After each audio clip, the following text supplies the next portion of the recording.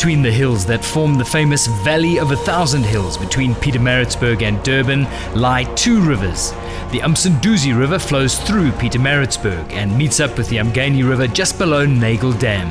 Between them, they form the waterway that joins these two great sporting cities. Just as the Comrades Marathon lures runners every year and the Amashova draws the road cyclists, these rivers are the home to Africa's greatest canoe challenge, the Dusi Canoe Marathon.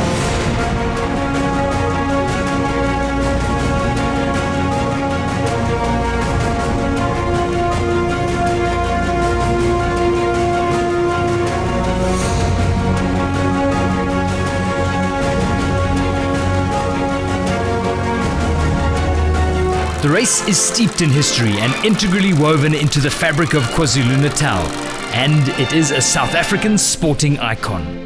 In 1886, two brave pioneers, Messrs. Mariani and Foley, first made the trip from Pietermaritzburg to Durban down the two rivers and returned wide-eyed in awe of the beauty of these valleys and the challenges of the rivers. It wasn't until the legendary conservationist Dr. Ian Player was mulling over his thoughts at a campfire in Italy during World War II that the idea of a formal race down the Dusi was conceived. It all came to fruition in 1956 when Player and 5 other brave men set off late in December for Durban, paddling in pairs of single canoes made from wood and canvas and sleeping in the valley overnight. Only Player made it to Blue Lagoon in Durban, surviving a snake bite and taking over 6 days to get there. The Dusi Canoe Marathon was born. Word quickly spread of the challenge, and year on year, more and more paddlers were drawn to build their own boats and take on the irresistible challenge to do the Dusi.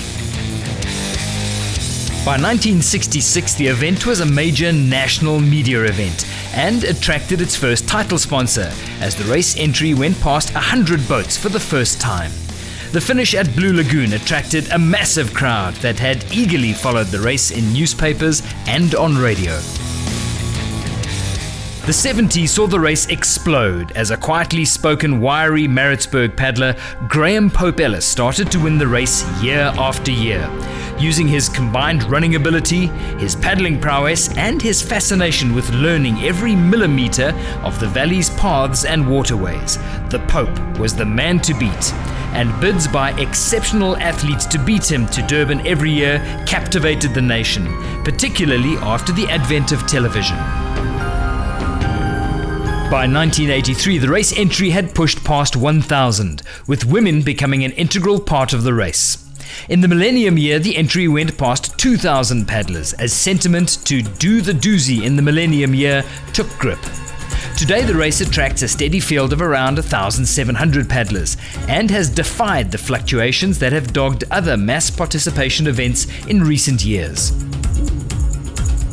The Dusi has become an integral part of the Valley of 1,000 Hills and is also an important part of the communities that the race moves through every year. Since pioneer Robert Lembete started competing every year, future generations of youngsters who have grown up in these valleys have aspired to do the Dusi. Their training and participation has been heavily funded and supported by regional and national canoeing structures, with sponsors funding equipment and projects such as Martin Dreyer's Change a Life program that has produced Dusi stars such as Tulani Mbanjwa, Sbonelo Zondi, Loveday Zondi, Kwanda Mhlope, and dozens of others. The Dusi has moved smoothly into a modern era of professional sport event management, generally leading the way for canoeing races.